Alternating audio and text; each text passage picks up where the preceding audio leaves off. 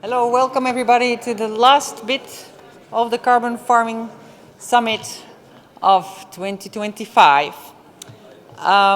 We actually are going to start with a message from the Minister that was due, actually, it was supposed to be our welcome address, but now it's going to be still a welcome address, but on the third day of the summit. So please, here's Minister Martin Hayden with his welcome. Hello to all participants here to the second European Carbon Farming Summit. We are delighted to host this event in Dublin, and I'd like to thank the summit organisers, Climate Kick and SAE Innova, for facilitating this engagement. This event is a flagship initiative supported by the EU, and I must acknowledge the significance of the agenda that it addresses. The high-level engagement across the 3 days can help inform discussions around carbon farming and sustainable markets for the ecosystem services that our farmers provide. These opportunities to build knowledge and awareness are important for future policy development. They also ensure that our farmers and landowners are at the centre of such discussions. I must also acknowledge the EU Commission. It has provided the vision since the first iteration of carbon removal certification framework was first published in November 2022. In the intervening period, the EU regulation establishing the Union certification framework for permanent carbon removals, carbon farming and carbon storage in products was published in December 2024. This is a significant step in developing the future of carbon farming. More remains to be done. The ongoing work to develop methodologies for assessing carbon farming activities will be of keen interest to all member states, including Ireland. While this summit provides a platform for all across the EU interested in developing carbon farming, I'm also pleased to speak today from a national perspective, as carbon farming is an area identified for action in our new programme for government. I hope it will be a key enabler to meet Ireland's climate targets as set out in our most recent Climate Action Plan. The emissions profile of Irish agriculture and the role livestock play puts Ireland in a unique position.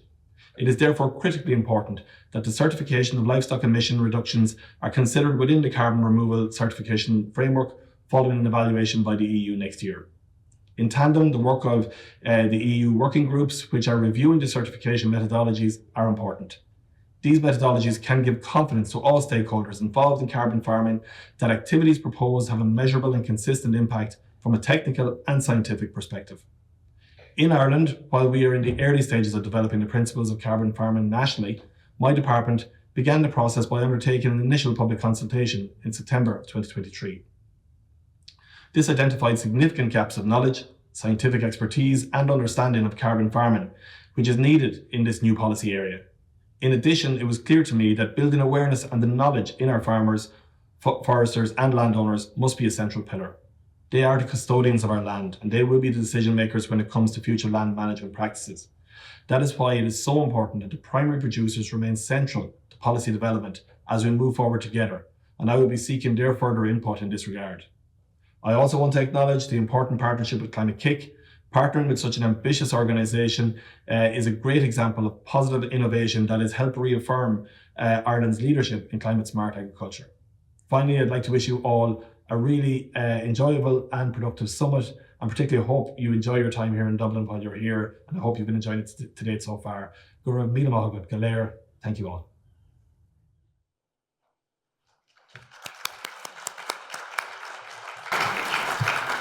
So, many thanks to Martin, whoever sees him sometimes, and please thank him again. And also I would like to again thank the people from DAFM for hosting us here, because it's been really wonderful.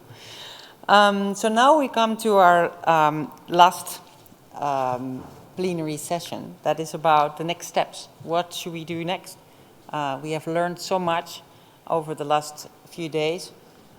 We have heard voices from different stakeholders. And now I would like to wrap up with a couple of key stakeholders that we have lined up for you that I'm going to introduce in a minute to share their thoughts about how we could progress over in the next year at least, and beyond that, of course. So let me introduce our panel. The first person you have seen before already in another panel, but is Valeria Florin. She is the deputy head of DG Clima, and her work focuses on the role of the land sector to fight climate change. She is doing so by decreasing greenhouse emissions, or supporting that, and supporting increasing carbon sinks in soils and forests. In addition to that, she has as a background a PhD in environmental economics. The second person I'd like to invite is somebody from the Irish government, from DAFM, is Bernard Harris. He is an agricultural inspector in climate change and bioenergy policy in the Bioenergy Policy Division of the Ministry of Agriculture, Food and the Marine of Ireland. He is working in the development of sustainable agricultural policy on climate change and bioenergy, and international policies as well as strategies and programs. The third person I would like to invite is also from Ireland. He is a farmer. He is a dairy farmer in Cavern, and we are especially very thankful for him to come here today, as he's in the middle of his calving season, so he's having a very difficult time at the moment, at least a lot of work. In addition, he's also the former MACRA president and was the vice president of the European Young Farmers Association. So then the fourth person is Saara Kankaanrinta. She is she's an environmental influencer and activist. She is the chair and co-founder of the Baltic Sea Action Group in Finland, and also of the Carbon Action Platform. In addition to that, she is also the vice chair of Natural Research Institute in Finland and the co-founder of Soil, Food and Q-Power. And she also often writes nature columns in the Finnish media. Then from industry, I would like to invite Andrew Beadle. He is the head of global sustainability and leading the global carbon farming program at BASF. And he is a trained horticulturalist with a passion for soil health, with over 20 years of experience in agricultural sustainability, and he focuses on biodiversity and ecosystem services. And during the pandemic, Andy identified the potential of carbon farming as a catalyst to drive further adoption of sustainable agricultural practices. And last but not least is our CEO from Climate Kick, Kirsten Dunlop. She leads our organization with a deep conviction in our capacity to learn and evolve into a climate resilient society. She brings 30 years of experience catalyzing systemic transformations in a career spanning academia, consulting, banking, and insurance. She is also serving in various advisory boards and is a recognized leader at the European Commission Economic and Societal Impact of Research and Innovation Expert Group. So now I don't have a chair, but I will just stay here. That was my back counting. Sorry for that. So first, and I would like to have the first mentee on the screen. Where is am I? So, could you put the mentee up, please? In the back. So, the first mentee is also the same question that I would like to ask the panel and reflect on that in about 3 minutes. So, whether or not you think that carbon farming will deliver the needs of farmers, society, and environment, and the people can slide that as much as you think it is going to deliver. So, of course, each one of the panelists, you can choose to focus more on one of these stakeholder groups, or just say something about all of them. So, I would like to start on this side for this question. So, Valeria. And first, okay. Well, I cannot say anything else than yes, it will deliver on all of these dimensions. Jokes apart, it's not a question whether it delivers on their needs, on the needs of these aspects, but what can we do to make it deliver? I think there is a need of both for farmer society and the environment to respect to improve soil health, both for food security and for the resilience of farming business overall, and the attractiveness of rural areas. So it's really all the three dimensions are important. What we can do, so I have some takeaways maybe from these 3 days that can be of inspiration for the work we will do in the next weeks and months for implementing the CRCF. The first one for sure is that it's the same takeaway I actually got from last year on the first edition of the Carbon Farming Summit, and it was that it's not only about carbon. Actually, carbon is rather a co-benefit of the main goal of carbon farming, which is to restore soil health. So this was clear last year, but I already heard it so many times in these days. So what we can do to make carbon farming delivery is to, in the future, look at not only at carbon, but at all the holistic meaning of soil health altogether, and try to also bring value to the nature benefits of carbon farming. So this already will check the environment box, I think. Another topic that was discussed a lot was the business case for farmers. So why would farmers get into carbon farming? And there, what I think I take away from these days of discussion is that it's also a matter of communication to the farmer, how you speak to them. And if you just say, do you want some more money if you do some things for the climate, it's not maybe the right way to talk about it. Again, it should be really engaging them in a very transformative way of farming. And it's not only the little carbon credit, because to be honest, the volumes that we can expect from a single farmer are not so big. It's more about talking about the resilience of his activity and the future proofing what farmers do, and talk about things that matters to them, like costs of inputs and continuing to have a productive soil for the years to come. So I think this is also a way to make to match the real farmers' needs, which is to continue your business in a profitable way in the future for your children and for the future generations.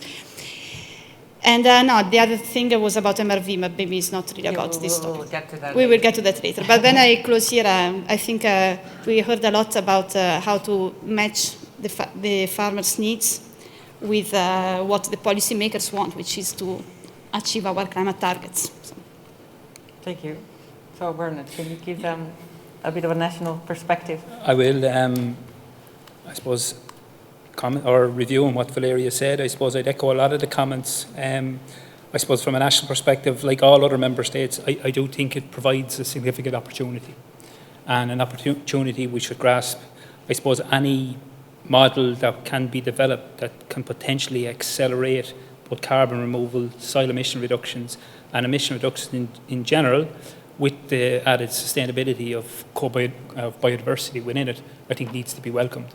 And I think we must acknowledge the role that the EU played in terms of the development of the CRCF over the last 18 months, and it has certainly brought this new policy area certainly into the limelight.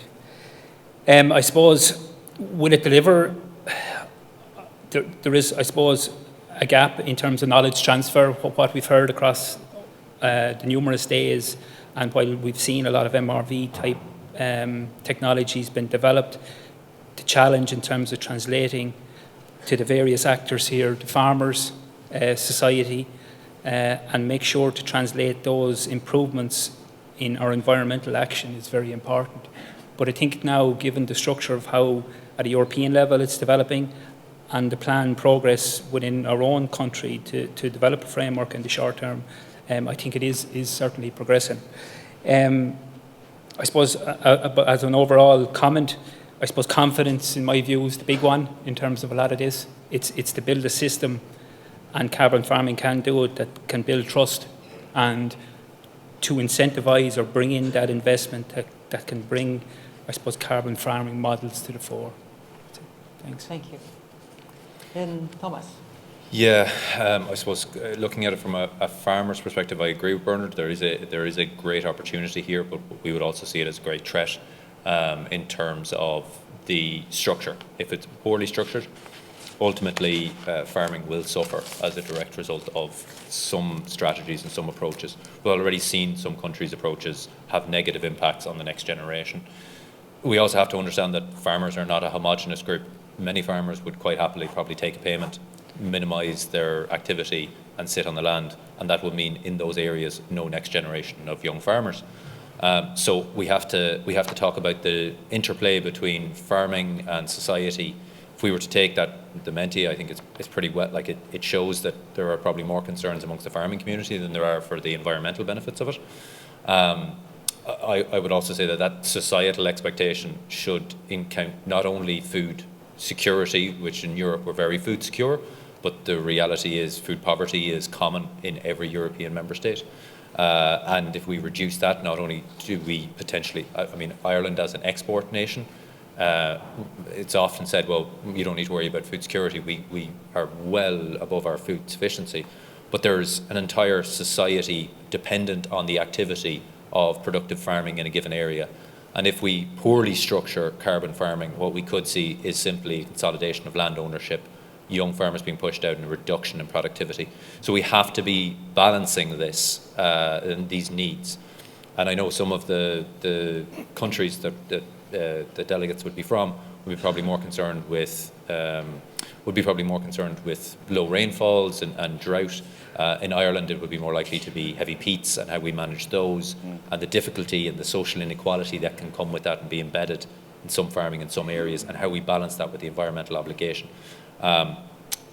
For delivering for the environment, I think there is a great opportunity here, and I think there is a great potential for co-benefit, both for economic activities. So things like cover crops, other productive investments.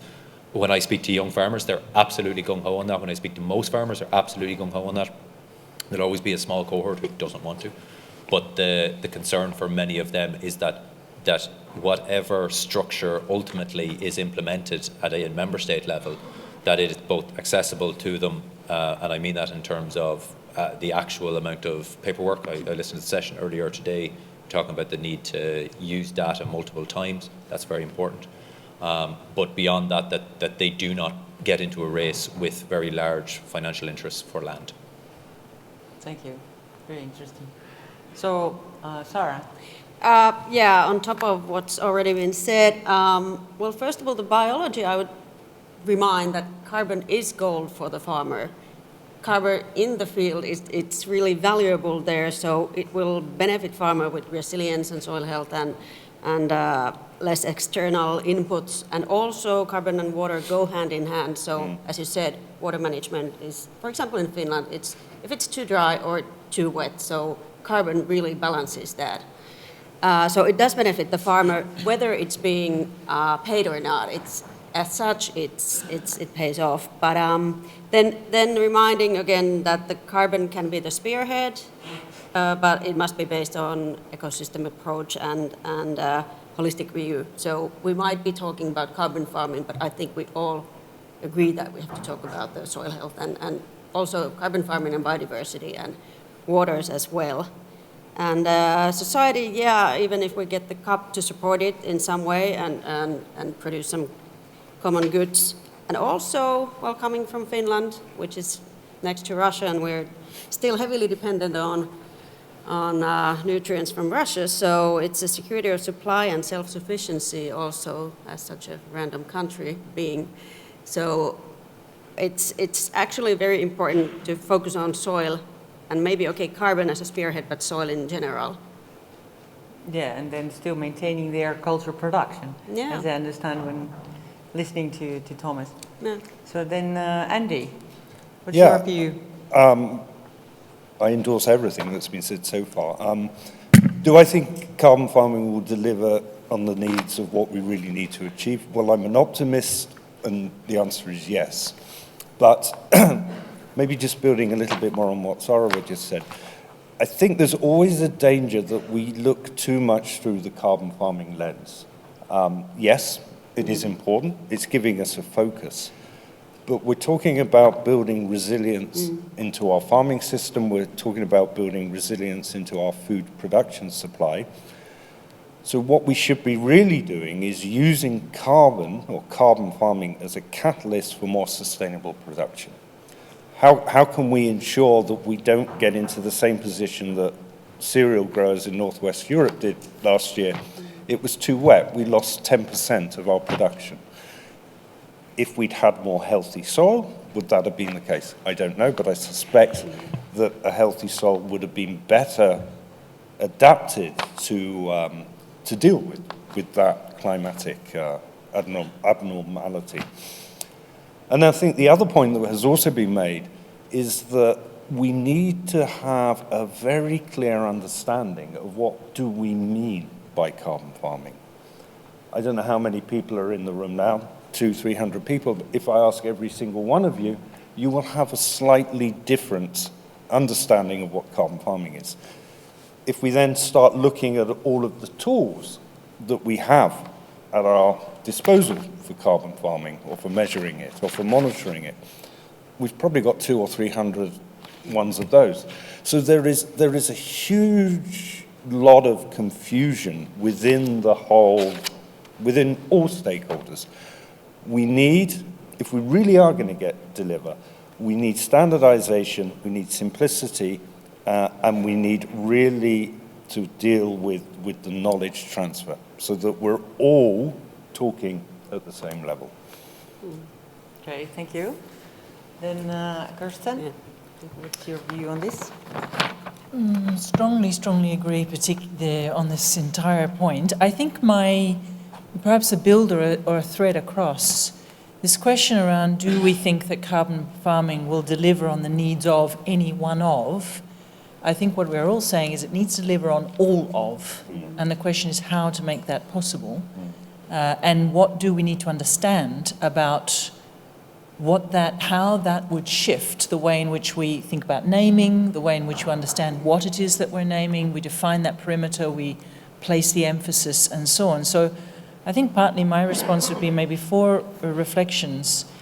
Yes, if it's a lot more than about carbon, as we've said, but particularly this notion of a way of focusing in a current world context where it seems that the only way to get anything done is to find a point of focus and hang in there for dear life and widen out around that. So let's say this is our point of focus for triggering regenerative land use and agricultural practices to transform the entire way we think about land and value land. So yes, but if we're able to hold on to that, that would require us really then to embrace and design for and create the kind of enabling support mechanisms for holistic and systemic approaches. And I think I've heard over and over today different ways of saying the same thing. Yes, but we need tools that actually enable us to be holistic and systemic about the way in which we think about this. So that includes social factors, it includes environmental factors, and it really includes economic factors, especially in the current context. I think yes, it's happening, but not nearly far enough.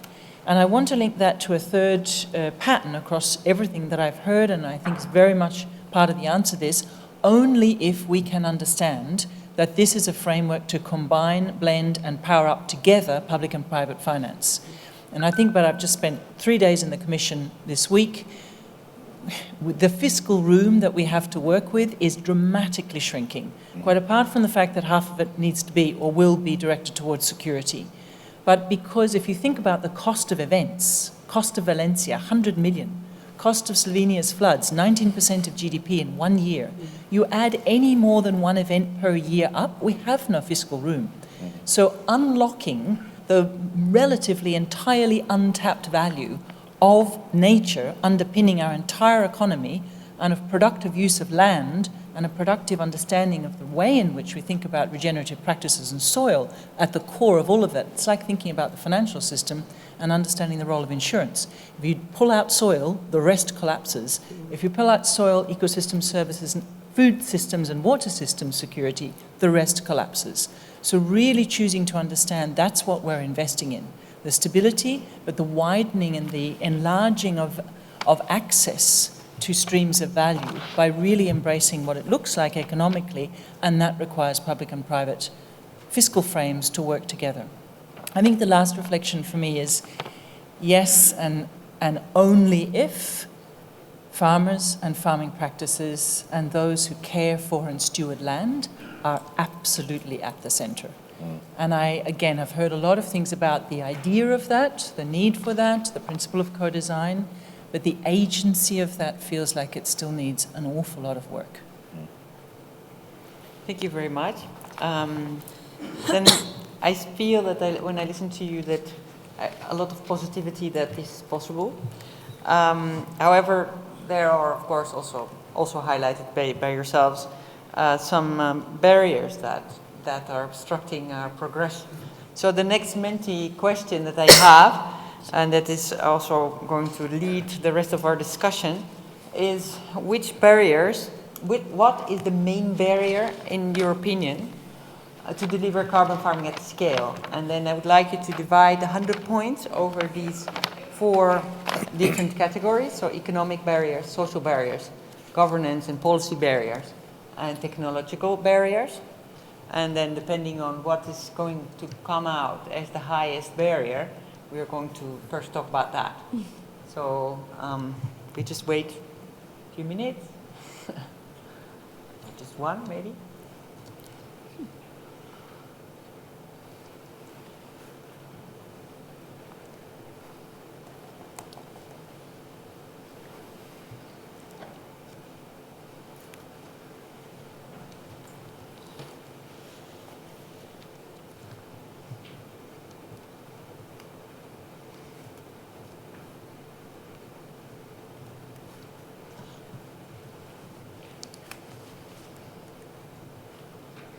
Well, I think it's safe to say that we can probably start with the governance barrier. So the most thing, we came up with a couple of questions to discuss about that, but then this morning, during the panel that we had this morning, one thing that really resonated to me, and which I would like both Valeria from a European and Bernard from a more national point of view reflect on that, is whether you think that we should let go of this voluntary market, and also thinking about this discussion then tomorrow on how to make maybe the CRCF part of the Common Agricultural Policy, or in other words, as I translate it, may be wrong, if we should have just one integrated payment scheme. So, and how could that then the European policy help to get this moving, or how could national, it's a bit disconnected when it comes to the Common Agricultural Policy, how could that get this moving? Now, I quite like, I find it quite interesting what the Menti poll is telling us, because it feels like there is a role then for us institutions to create economic incentives and better governance, which is what we're there for. So good that there is work for us to do. I think the elements you refer to, I was going to cover them under the economic aspect. So what is clear, I mean, what I was trying to say before, for sure I don't mean there is no need for carbon farming incentives. It was about how you communicate it to the farmer, but at the end of the day, you need to create some economic incentives of some sort, because the pioneers who are already doing it, they have different motivation than money, but as we discussed yesterday, the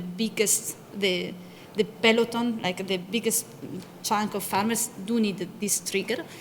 And so we discussed the role of the CAP, all good recommendations about blending finance. So in that sense, what is up for us to do is to find the right balance between additionality, but also allowing to a certain extent stacking of different sources of finance. As it was said already this morning, the fact that a farmer receives some money from the CAP to implement a practice does not mean that this practice is necessarily very profitable for him. Often only a part of their costs are covered. This is not enough for many farmers to adopt these practices. For many farmers to adopt these practices, you need to add to that partial compensation from the CAP, more private money that compensates at least the entirety of the cost, and maybe also gives you a top-up that pushes you to do it. So definitely agree on the recommendation of allowing some double financing, and we need to be transparent about how much money was received on CAP, and this information is just there, but this does not prevent a private buyer to also invest. So this is very clear, and like Kirsten was referring to, when the new MFF proposal comes out this summer, it will be clear for everyone to see that indeed there is not much, as much budget as there was before. So there will need to be a role for the private markets. And on this, another interesting discussions we had were the difference between offsetting and insetting.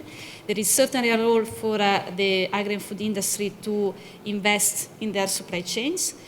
This was very clear. There is also a role for other private actors to invest. There is, unfortunately, a lot of uncertainty right now on this very topic because the Green Claims Directive is not yet adopted, agreed by the co-legislators. So as soon as this is the case, as soon as we have an agreement there, for what I can commit, what in DG Clima we certainly will do is to work on clarifying then, in the light of the Green Claims Directive decision, clarify how CRCF can be used for different cases in offsetting public finance in a clearer way that is more operational than it is now. I admit it is not very clear right now. And then quickly on the governance part, something that for everyone agreed these days was a need for a single benchmarking system, or said in another way, a simple way for farmers to provide this data, and that this data are there for everyone to use without the need for farmers to submit it several times. This everyone agreed. I think this is really a matter of governance, of putting together all the actors that need this data around the table and agree on interoperable data formats and data sharing. So this is something that we as Commission committed to do in the vision that was published 2 weeks ago. And if we're talking about the way ahead, I think this is a very big element of our work together in the next years. Yeah. So then we still need to identify, I guess, exactly how we're going to take the next steps. But I think there are many bright minds here that have very clear ideas. So yeah, that's true. So we are looking forward to all the recommendations that you're going to send us, so that we can bundle that and make good recommendations out of that. So Bernard, would you like to say something about how that those ideas that Valeria just expressed from the European perspective would trickle down and be implemented at the national scale? I think I'd echo a lot of what Valeria says, and to be fair, we've seen a lot of the issues come up across the conference, and certainty in some areas is needed. It's interesting, I'll quote Andrew Vicey this morning at the first plenary, who said policy makers control. Well, my experience is we inform, we guide, and we facilitate discussion between stakeholders to get a conclusion in terms of policy. And as such, I suppose we have to listen in terms of what farmers are telling us, what they want and what the various stakeholders want. Overarchingly, in relation to economic and governance, I think it's the mechanism to provide that confidence. And I said that already. I think that's needed. There is a lot of uncertainty, and I think Valeria said it. Where will the financial mix come from in the long term to facilitate the development of carbon farming and payment for ecosystem services? It's clear there's a potential there from industries through insetting, offsetting, and the various terminology that's been used there now at all levels. However, knowledge and I suppose the translation of a lot of the meaning in relation to what this means is needed. And I think that should be the starting point. Just in reference to the cap, and I suppose no initial discussions have happened at a member state level in terms of what the next cap could look like.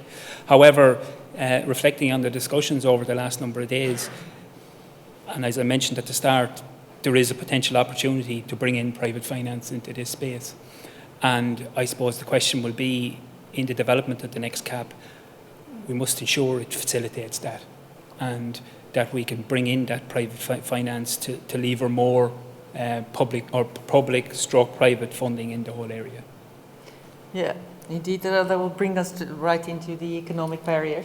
So then we already touched upon that. So then I would like to ask Thomas, this question that we formulated as what you would need, what motivation would you need to be involved really in carbon farming, and what could potentially stop you to do so?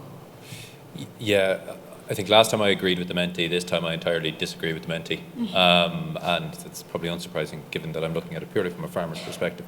I think the first thing flipped there a minute ago, but the only one I might agree with is economic barriers being one of the largest.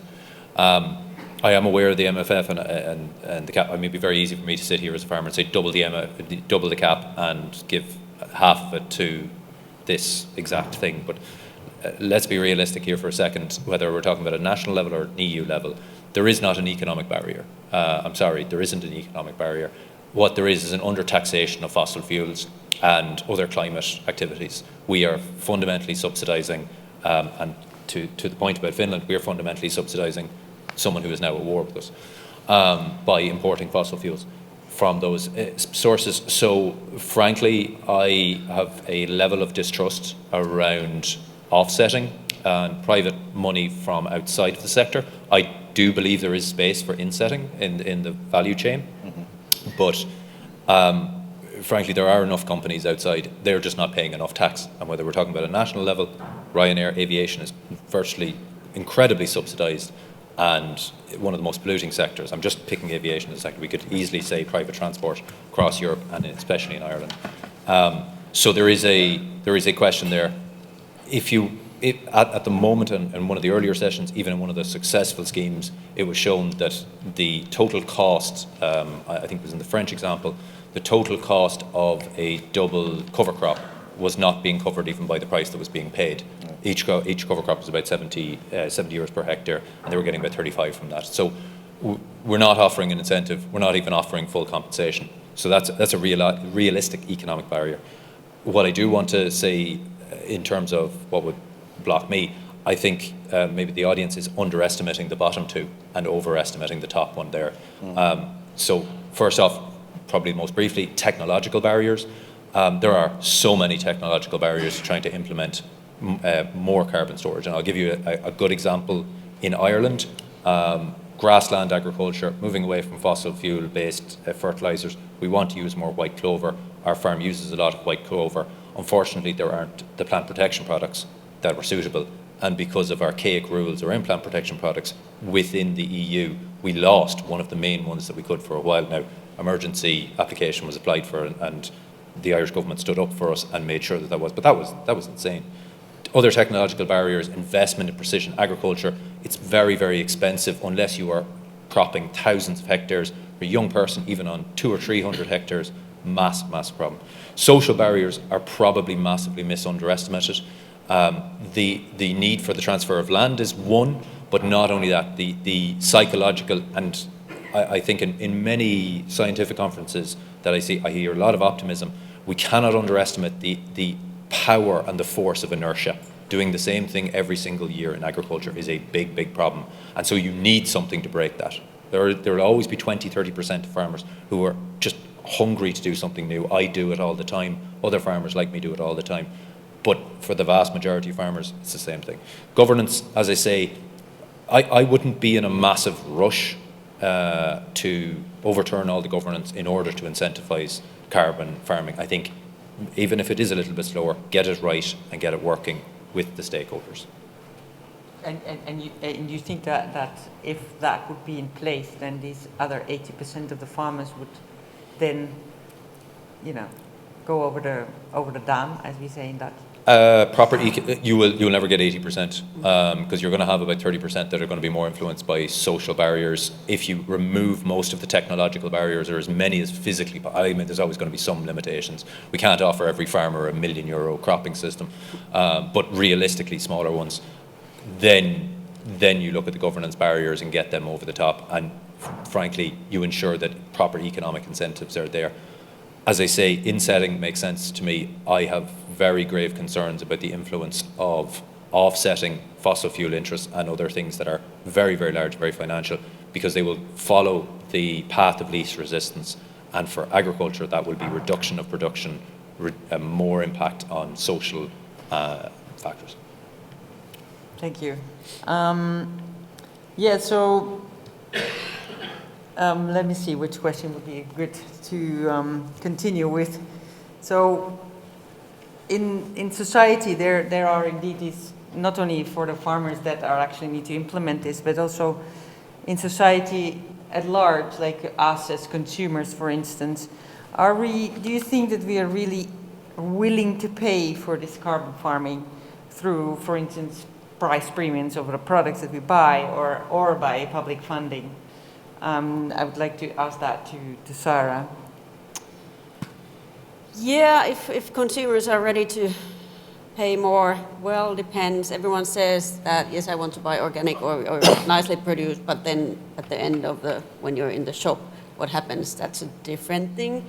Yeah, some are, but again, majority probably is not. So that's why we need to have it in my opinion, in the steering mechanism, that it would actually be fair that you reward from doing good.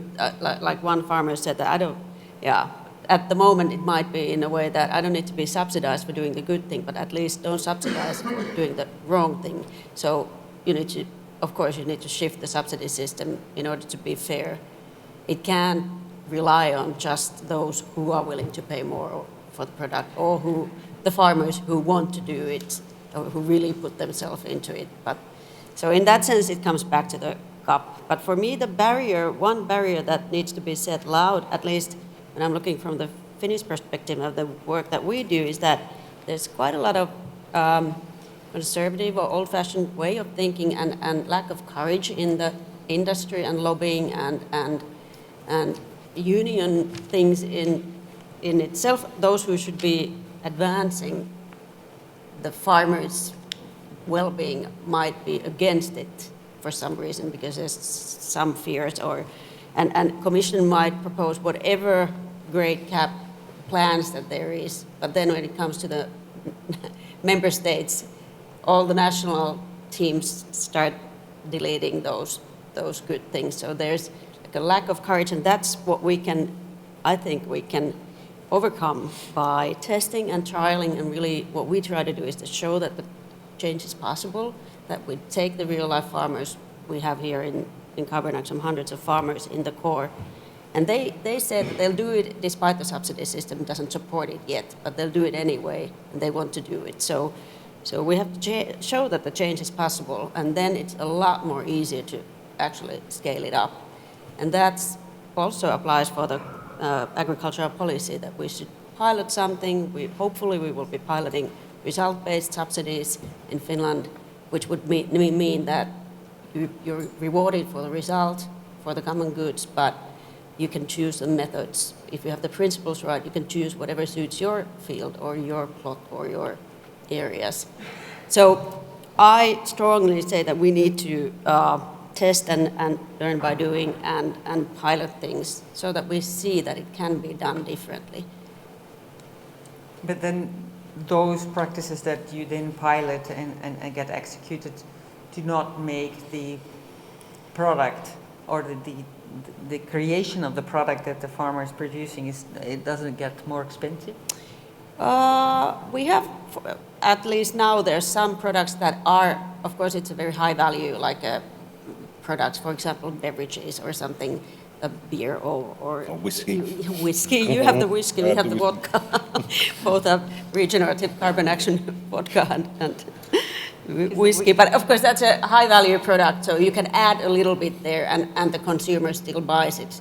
Yeah, so then in the end, the consumer is going to pay then for this. And they might be willing to do that for whiskey. Yeah. But maybe not for potatoes. Yeah, that might be so.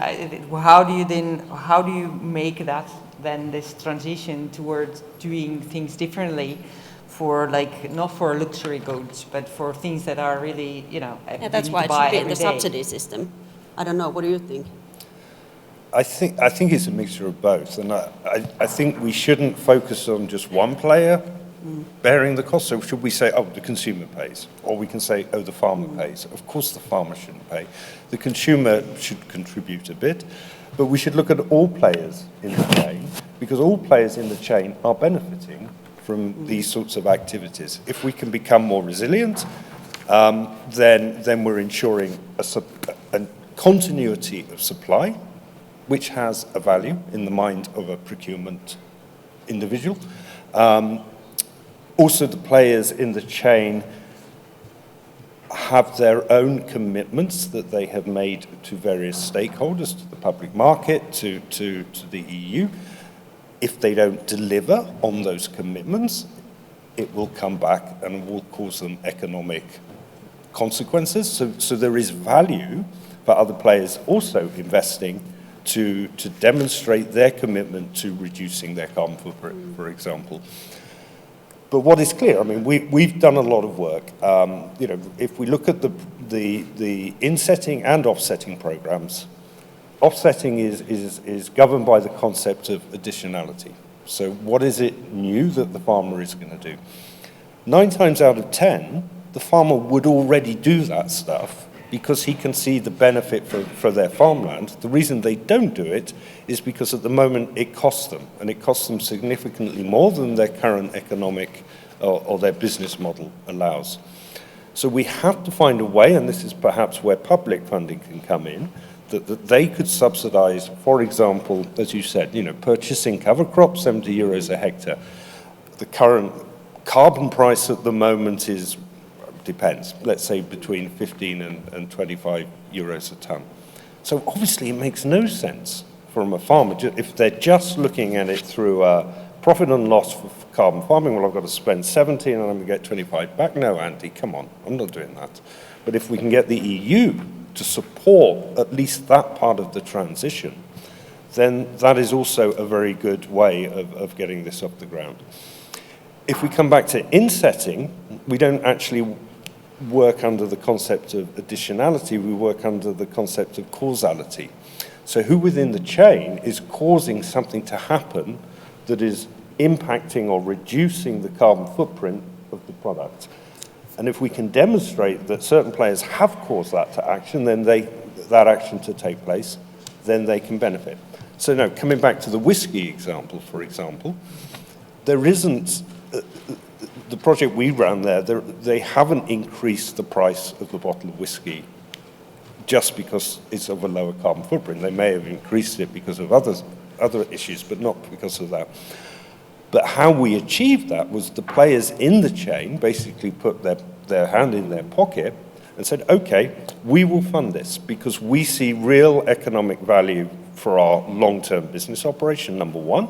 But number two, and more importantly, we can claim, in an accounting perspective, we can show to those who are interested in what our company is doing in terms of reducing its carbon footprint, we can account for that reduction.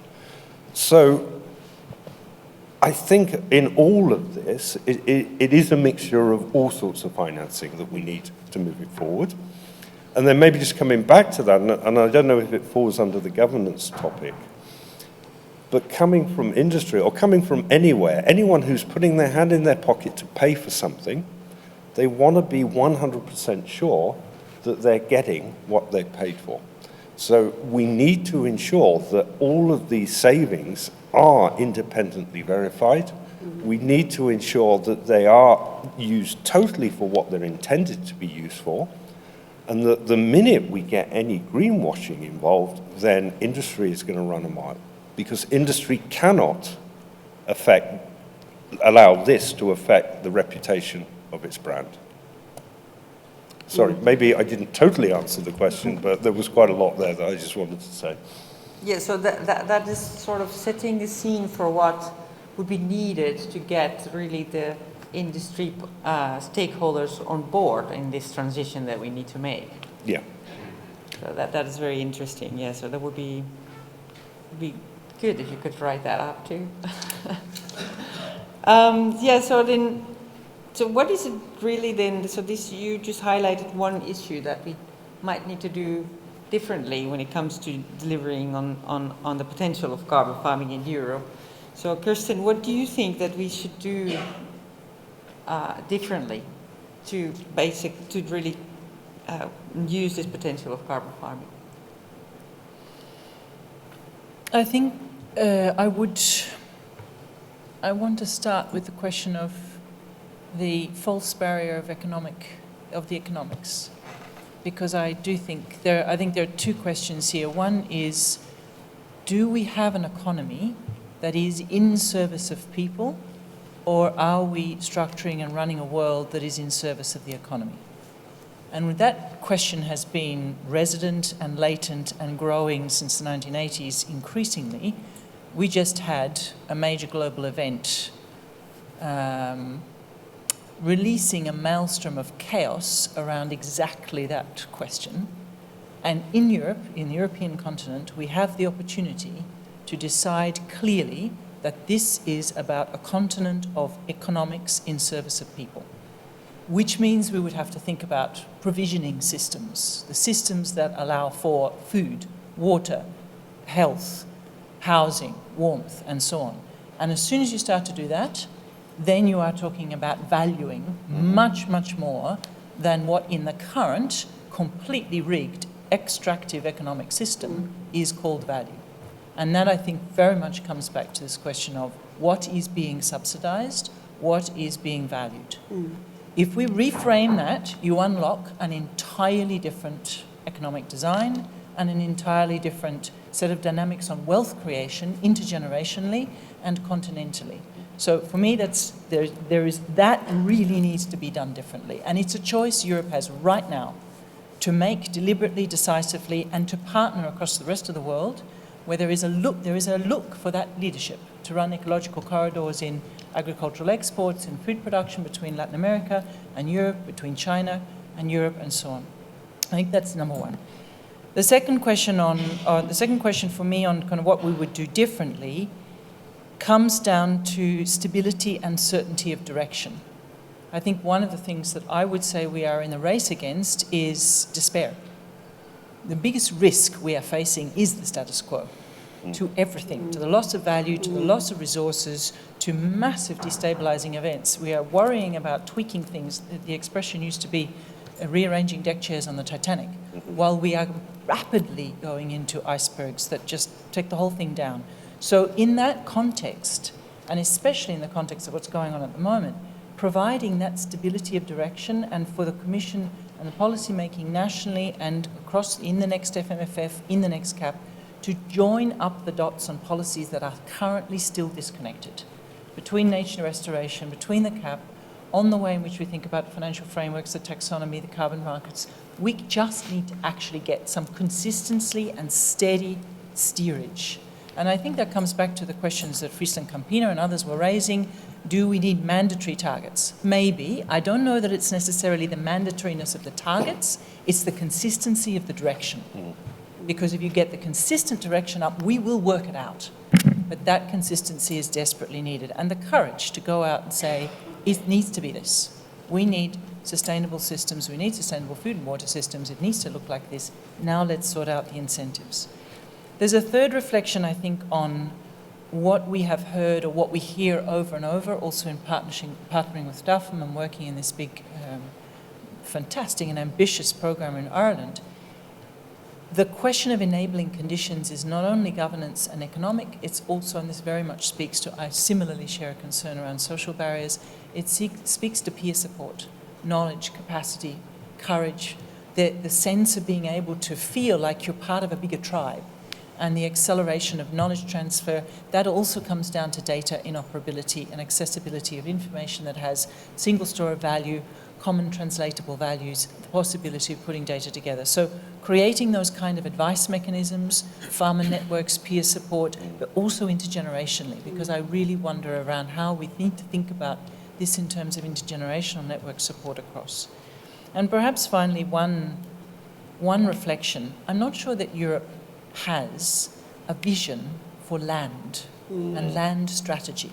What is Europe's vision for the land, the wealth that is the European continent looked at as land? We have so many competing hypotheses about what's going to be done with land, biofuels, biochar, how we're going to do arrays of solar panels, farming or not farming, just actually managing to come up and use this as the thing that we do differently here is that this is a trigger to build out a shared vision and unpick exactly these common languages that turn out not to be common at all because people are coming from totally different perspectives. What's the vision? We ground our European vision for the next framework program, for the way in which we bring our policies and our economic incentives together and differently, and have that be made up of the voices of people who are doing things differently and can demonstrate that possibility. I think that would make a big difference. It sounds like it's, you know, it's not here, or it is here, it's on the social barriers, but really it's about the courage to start to name the hope we want to see, the differences, the material differences we want to see.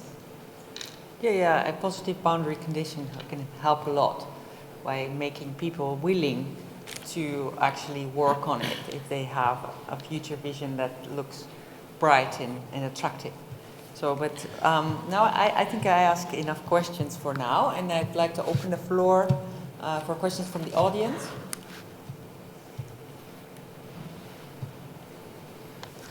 I see nothing.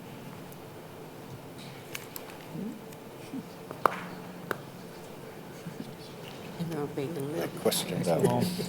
Otherwise, I have a couple more questions. But, My glasses are smeared up.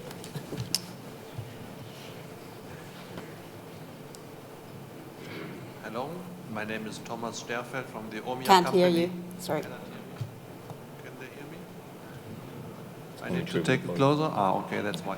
So, my name Thomas Sterfeld from the OMIA company. We are producing soil conditioning and mineral fertilizer minerals, basically. So, my question is about the ESPR. So, there is, and the dynamics which this may provide. So, in the eco-design for sustainable products declaration, which is already in force, and it is a stepwise approach, as we all know, is described the digital product passport, which will make it such that at some point in the supermarket, all the items, all the foodstuff will have the CO2 footprint on the foodstuff printed. So does this not deliver some sort of a pressure on all this food chain, including the agricultural companies or the farmers even, to reduce the footprint of the goods they are providing? So this is the question, if you expect some dynamics from the ESPR. To whom you're asking this? Or somebody just can go for it? Well, perhaps it was for me, but I wasn't really aware that there was this discussion for food stuff, which I'm surprised about, because this is what the previous commission has worked a lot on under the proposal for sustainable food system framework, which in the end was never proposed. So difficult it was to agree on how to label sustainable food. So I didn't know that under the ESPR there was a discussion about a similar topic. So I just admit my ignorance. So even within the commission, we don't know everything that is going on. We are following ESPR for everything related to bioeconomy products, like bio-based materials used in buildings and these kind of things, but I didn't know about food stuff. So I will go back home and check. I can make a comment more broadly on carbon labelling. I remember a few years ago, I don't believe they still do it. I remember Tesco had a carbon labelling. It's been since abandoned. I'm not entirely sure. Certainly from a primary producer point of view, the problem is the level of complexity in the sector. So I'll give a simple example. As a consumer, you go and you buy a steak. It's fine. That steak came from one type of animal, let's say a more mature animal. Maybe it was 30 months at factory time. That animal will have nearly double the emissions of an animal, let's say a bull that's slaughtered at 15 months. And it might maybe have 3 times that of one of my poor old dairy cows when they get lame and injured, and then they have to go to the big factory in the sky. And so, but you will not know that as a consumer. You can't know that possibly. And the logistics of trying to do so would be incredibly complicated at a supermarket level. But even beyond that, I mean, we have incentives in Ireland. Ireland obviously has a very large agricultural ruminant sector. So there are a lot of efforts going on about reducing methane at a national level by modifying the way that we rear beef, still in the grass-based system, just to be clear, but more efficient genetics. But the problem is, as primary producers, there are no incentives for me to uptake that beyond the economic incentive of doing the job better. And so when we talked about like technological barriers, there's a simple example. There may be some technology that I need to do that, but there are no direct ties back to the consumer to pay me more.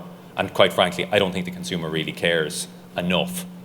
They will either, if you're very, very into it, you may not be buying beef at all.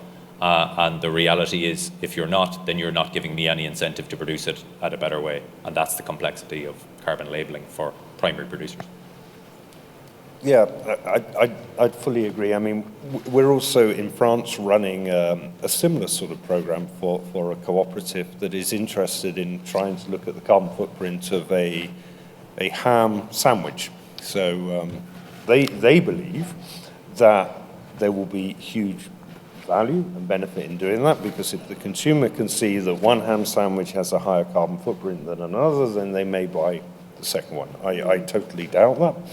But where I do think it has benefits is that at least it would show to the consumers who are interested the direction of travel. So they could look in 1 year and say, oh, okay, 30 grams of carbon were associated with it this year. Now I'm looking at it 25. That's great. That means the industry itself is actively trying to do something, and it's making progress. The only other concern I have, though, is that it's not granular enough. There is absolutely no way that you can trace every ton of wheat that is coming off of the field, every kilogram of pork that is being slaughtered in France to make that particular sandwich. The emission factors or whatever it is they're using, they are just too big. They're using country ones, which means that we're averaging everything out across France, and the good farmers, if I can call it that, are actually compensating the bad farmers. And the bad farmers continue to be bad, the good ones can get gooder, and they'll just pull it a little bit down. So we need to find a better way of doing that, and just concentrating on the carbon footprint, I think, is wrong. It's more about what is the overall effect of the intervention we're making. That's what we need to do. I think it is possible to do it at a processor level and a single ingredient product level. So maybe, for instance, my cooperative processing my milk, that's the way to do it realistically. Whether the consumer will care when they buy a litre.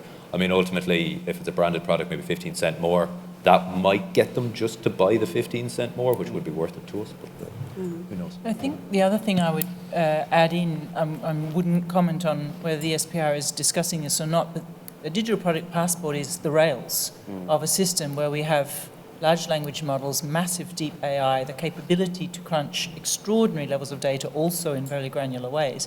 The thing that's missing for me is what is the narrative hook that actually interests people? And I heard it this morning with the reflection on, you talk about carbon farming, that's just too abstract. If you talk about soil health, farmers know that. If you talk about consumers, health matters. We know a lot about what is happening with plant production with higher CO2 levels.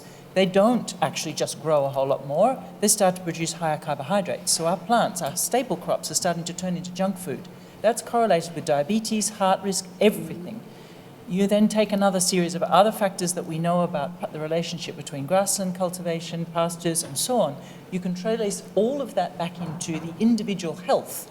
My health and health choices are different, especially where they start to go in correlate, can run them correlated around age, perception of risk, and so on, age and stage.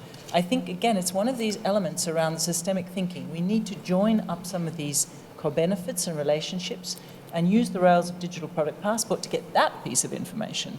Because if it's health first, and then it also has a carbon benefit, that's a different conversation or a different moment of decision. Yeah, it's true that you need to get it, make it personal for people. If as long as it's not personal, then they might not really care. So then that is the key thing. That how could we then bring health, or like how do we go then from this carbon farming theory to putting that into practice? Because that was the main thing, the main topic of this conference, bringing carbon farming theory to practice. So, and that of course entails bringing it all the way through the value chain from the primary production to the consumer. So how do we do that? So I would like to make a last round for all of you, and now I'm not going to say who is going to go first. You can decide yourself. So, did we manage to make the first steps to bringing our carbon farming theory to practice? And what you think would be really our first next step that we should potentially take in this year ahead up to our next carbon farming summit? Go ahead. I can go there. We've just got to do it. I mean, it's as simple as that. We can wait until everything is perfect, and then nothing will happen, or we can accept that, yeah, we can do part of it, and we can learn a lot in doing it, and we can continue to improve. But just let's get on and do it. I'm not blowing my own trumpet too much, but that's exactly what we did. We realized that we just needed to test the water. So with the whiskey project, it was simple. It was a very short value chain, but we got farmers on board, we worked with them, we explained the interventions, we built the digital system that collected all of the data, that did the measurement. We worked with the auditors and the certifiers, so it's been validated and verified. And 2 days before the conference started, we got the first certificates. So it's possible. You can do it. And we should all be doing it. We should just get on and get this thing going. So what do you have in store for us until next year? Well, we have other projects running, and if we were to come back next year, it will be on whiskey again. I'm sorry, everything I do is on whiskey or beer.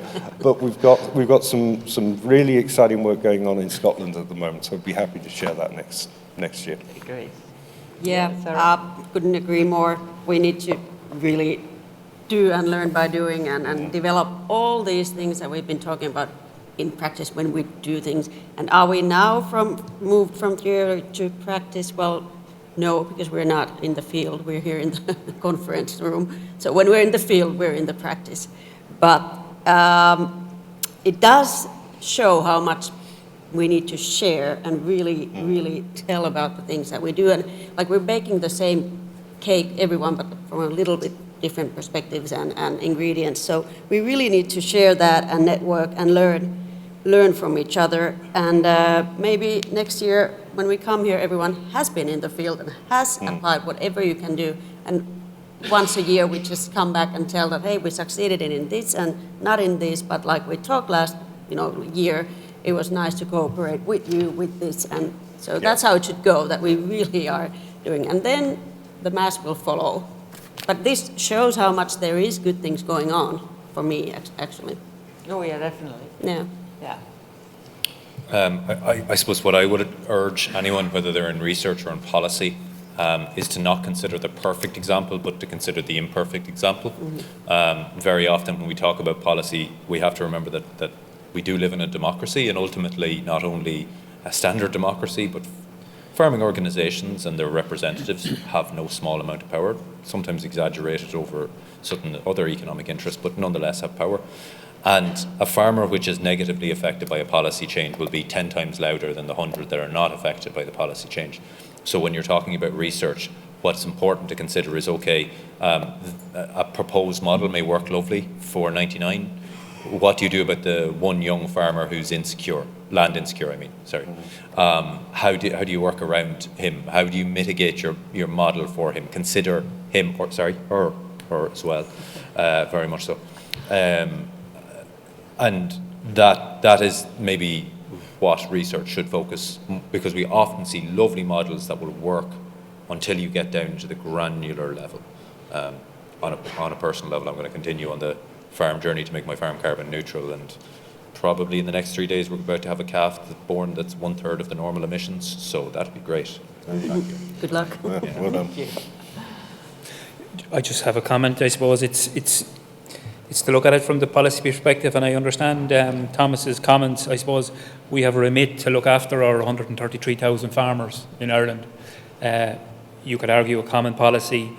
There will be outliers, there's no doubt, that have to be catered for. But certainly that would be our intention, that every farmer is not left behind in any future next step. In terms of into the practice, I suppose what we see from the development of the CRF and what we've done over the last 18 months in terms of putting this action into our climate action plan, including it in the programme for government commitment, there is a clear commitment at government level to address this issue. And I think that's a clear signal that the carbon farming sector, or I'll rephrase the ecosystem services sector, is something that needs to be recognised and rewarded in the future, now and in the future, I suppose. Going back to what was said before, one of my takeaways, it was not a surprise though, is to realize that the almost entirety of the farming population in the EU never heard about CRCF, and this, okay, it's not a surprise, but it was said by some farmers, and I think this relates to your comment that carbon farming is maybe not the words that speak to farmers. They think about soil health, they think about soil productivity, but still in our political discourse, I think it was useful to catalyze attention between us, Brussels bubble, and also in the member states around this concept. So I think from theory to practice is now about bringing this political concept, policy concept down to the farmers.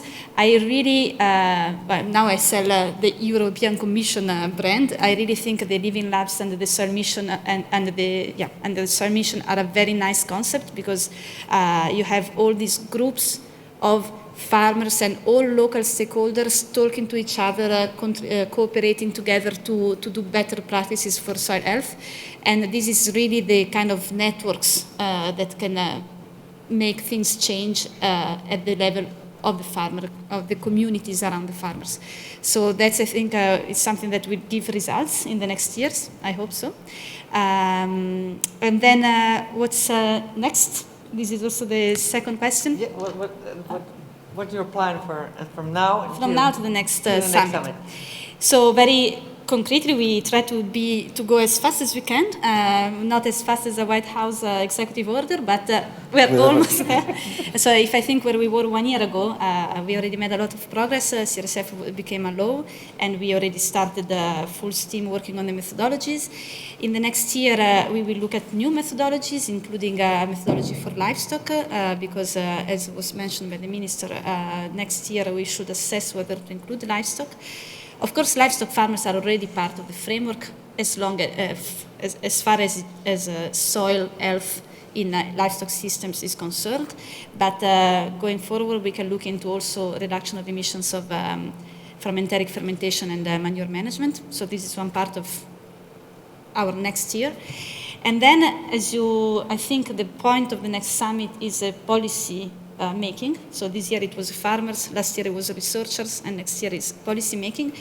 Next year, I think we will live in a very, I hope not a two different world, but next year in the carbon farming community, many new things will have happened, besides green claims that I already mentioned, besides the MFF that I already mentioned. We will have to start thinking how we reach our 2040 targets, 2040 targets, my God. How do we reach our 2040 target, which we should soon enshrine in the climate law? This means creating policies for the next decade, from 2030 to 2040, and as many already mentioned, this includes looking into how the food supply chain can be involved and made responsible for supporting the transition of the agricultural sector. So I hope that by the next summit we have a bit clearer idea of what my political masters want us to do, and we can discuss some concrete ideas in that aspect, in that respect, because the point now is to look at the demand for carbon farming and create this stable, predictable demand that really gives the real push, not just a voluntary carbon market push. Thank you. Kirsten? Conscious that I'm always speaking last, so I have to do a bit of summary. I think there maybe three things. One is to acknowledge the moment of going from theory to action. Also think about where we are, what's happening. Next year we will be well on the way to already the European budget for for FP10, on a set of policies. This is not an abstract concept. This is very, very real context in which to design. And if I think about that context, there is an element here around the power of going to action because of demonstration.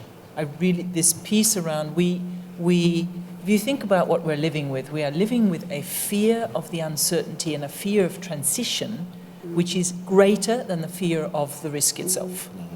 And we're kind of handling that because we don't quite feel the risk of itself, so the fear of transition is much higher.